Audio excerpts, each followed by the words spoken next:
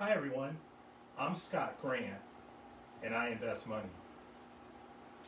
For the last 3+ decades, I've been a professional asset manager, purchaser of stock, and every Thursday night at 6:22, we've been coming to you live to discuss and share some of the things I've learned over the years. And tonight I'm really excited because I get to talk about something that really fascinates me, and it's the South Sea Company.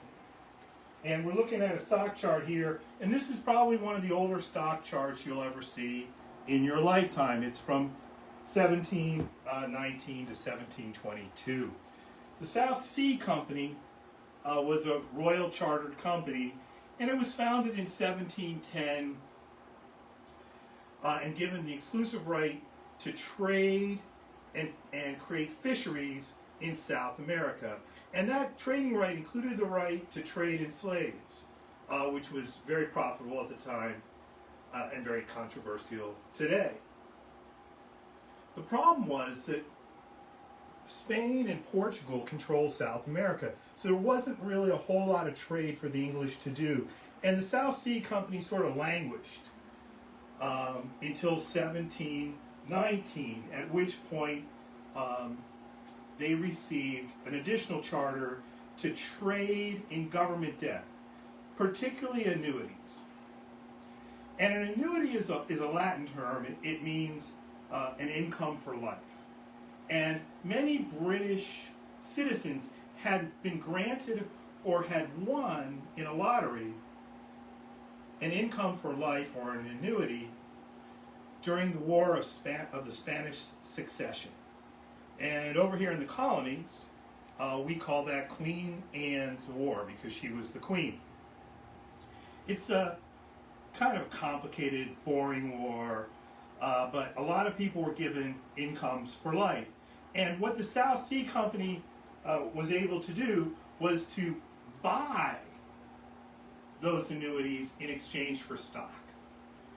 And while the annuitant, the person receiving the income for life, was getting less income, they were getting something that was going to outlive them and something that they could sell today. Sort of like those guys on television who are offering to buy your structured payment because you want your money now. Same sort of idea here. And this caused the stock to rise. And last week I talked a little bit about Sir Isaac Newton, who discovered gravity, and also the mathematics that allowed him to chart the motions of the planets.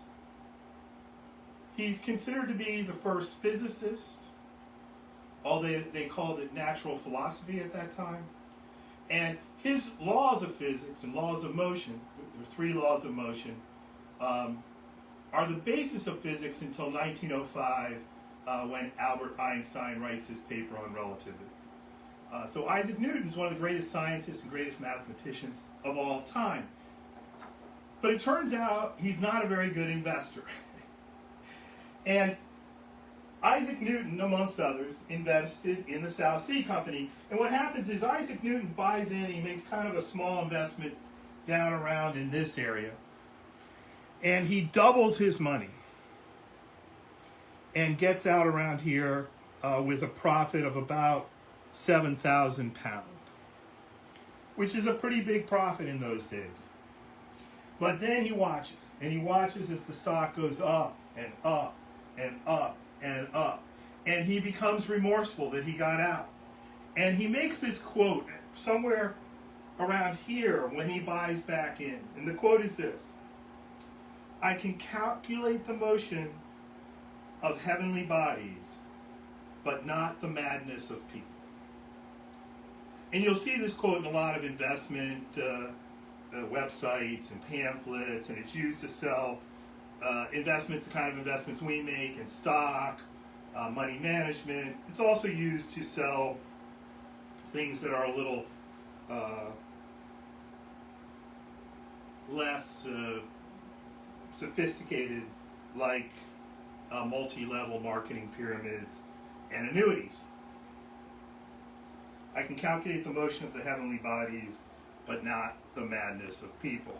And so what happens is that Sir Isaac Newton watches this thing go up, and as it goes up and up and up, he gets in here at the top. And he invests at least, or the story is he invests 20,000 pounds and then watches it almost all disappear as the stock comes tumbling back down.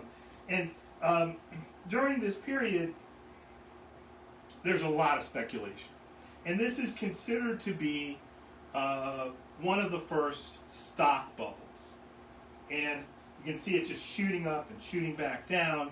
The bubble keeps going and going and going, increasing from 100 to 1,000 before it turns and comes crashing back down, even going lower than where it started.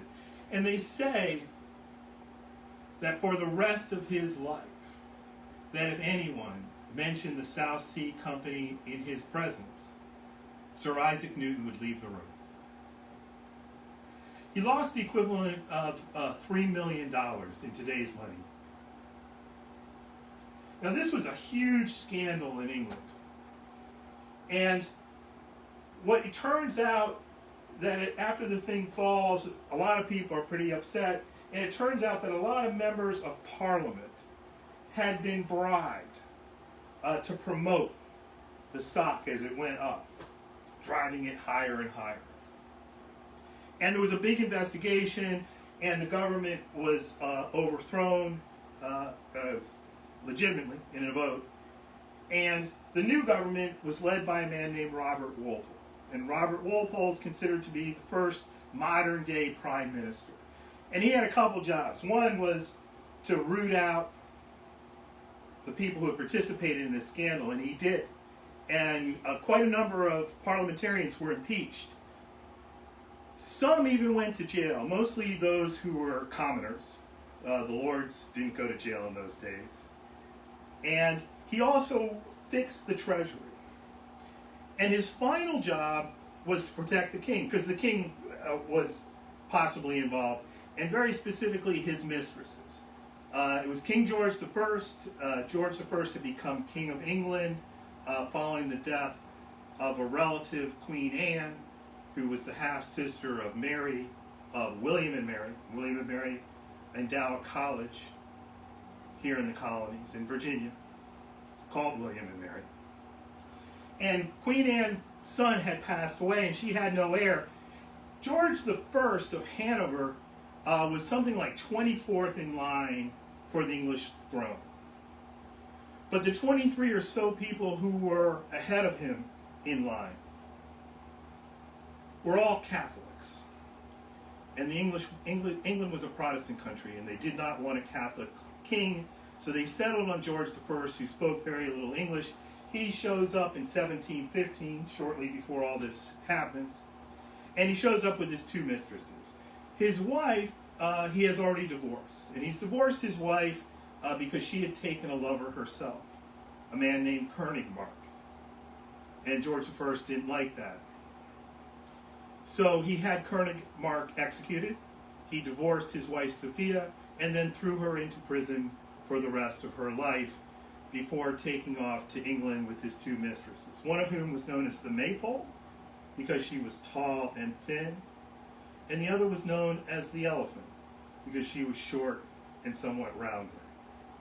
It's said that King George preferred the Elephant, but it was the Maypole who acted as sort of the queen, even though she wasn't, during his reign.